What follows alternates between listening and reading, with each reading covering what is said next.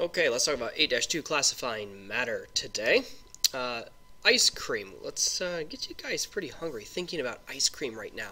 So let's think about elements, atoms, molecules, and compounds as an ice cream analogy.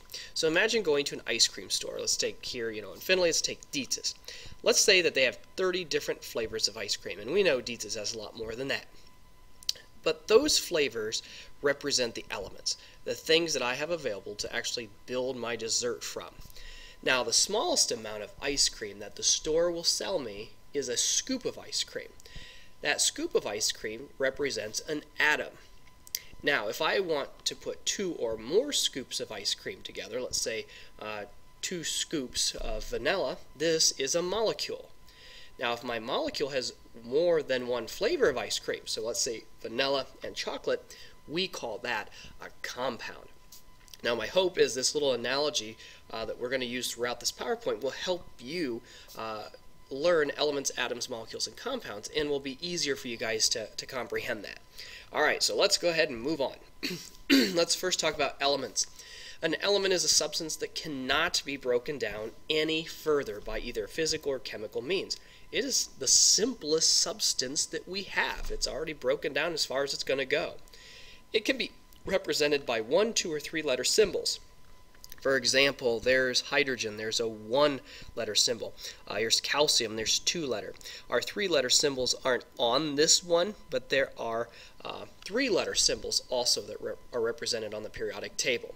Again, remember, think of elements as the ice cream flavors.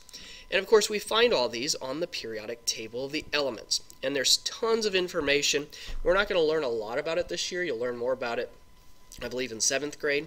But we have lots of different things. So the elements that are up and down like this in columns, we call these families. And then, of course, the ones that go back and forth, left to right, we call groups.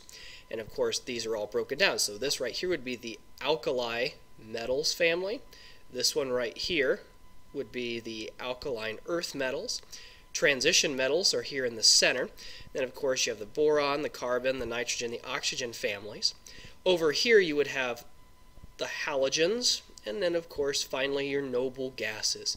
Down at the bottom, these are considered our rare earth metals, and there are some radioactive elements that we find down in this area. All right, and you'll learn more about that next year.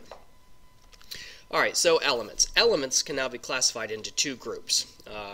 The smallest particles from which all elements are made are atoms. So atoms are the smallest particle from which all elements are made. This is the scoop of ice cream we were talking about. Now, molecules is a group of 2 or more atoms that are chemically held or bonded together. This is like putting 2 or more scoops of that vanilla ice cream together. An atom is the single smallest particle from which all elements are made. Atoms contain a nucleus, which is the center of the atom, which is right down here. There it is. There's the nucleus. The atom is like the scoop of ice cream we were talking about. It's the smallest amount the store will sell you. So what is an atom? Atoms are like the scoops of ice cream we said. It's the smallest amount the store will sell you. This would be an example of a single hydrogen atom, a single sodium atom, and this is a single chlorine atom. So kind of like this, all right? So there's your sodium right here, or if we want, we can consider this one red. We want to make this one oxygen. It's just a single atom. So what is a molecule? Well, we said those are 2 or more atoms held together by a chemical bond. They're chemically bonded together. The molecules are like 2 or more scoops of ice cream put together. So that would be like right here. There's your 2 oxygens. So this is like 2 or more scoops of vanilla put together just like that, which you can see right there. There's 2 hydrogens, 2 nitrogens, 2 oxygens, 2 sulfurs. All right, so they're all put together. So what's a compound? Well, we said it's like more than one flavor. So it's like chocolate and vanilla scoops together. It's not Mickey Mouse. No, but it is something that you guys should be familiar with. It's water. And of course, using our molecule kits, this would be an example. Here's your oxygen, and right here are the 2 hydrogens. Compound. So vanilla, chocolate, there you go. just like we've been talking about. Here's another one, NH3, which is our excuse me, ammonium gas.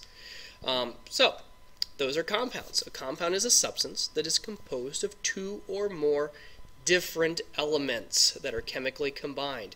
There's oxygen, hydrogen, two different elements. Chemically combine them, you get water, something we drink. So this is an extremely explosive, highly flammable gas. We combine that with another gas, and guess what? We get water. They can only be separated. The only way I can break these apart is by chemical means, and it takes a lot of energy to do it. And when the elements combine, so when hydrogen and oxygen combine together, they lose their original properties. So like I said, this was extremely flammable. Now it loses that property, and it makes water, which we know isn't flammable. And that wouldn't be a good thing, drinking water and knowing that it's flammable. All right, but it's not. Thank goodness it loses its properties. All right, mixtures. Our book talks a little bit about a mixture. It is simply a combination of two or more substances that are not chemically combined. That's the key. They are not chemically combined. No, they're not. You can physically separate them and pull them apart. They can contain elements, compounds, or both. And if you look down here at the bottom, there's an element. We're going to say the red dots are elements X and the blue dots are elements Y. Guess what? I put them together. Can I pull out element X and Y? Sure, I can pull each one out. That's a mixture of elements. Look over here.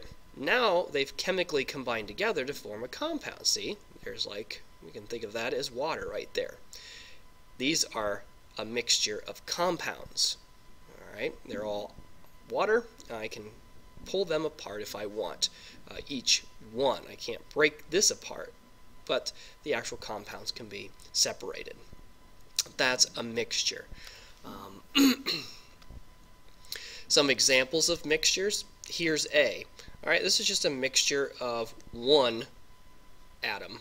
All right, this is an atom of an element. We could throw in some yellow ones, and that would be a mixture of two or more different elements. Look at B. B is two or more different molecules. See, they're combined together. All right, and if we added in, let's say, another one, we'd have a mixture of two or more different molecules. C is molecules of a compound. This is a mixture. We can pull each one of these apart. If I wanted to, I could add a new compound in there, and it would still be a mixture. They're not chemically combined. I can separate them. And then finally, D is a mixture of elements and compounds. See, there's elements that I can pull out. There's some more right there. There's some compounds I could pull out. So that's what mixtures are. And we'll have a little more practice in class. We have some stations that we'll learn about this and help give you some practice. All right, so that's our basic PowerPoint over elements, compounds, molecules, atoms. All right, that should wrap it up. We'll see you in class.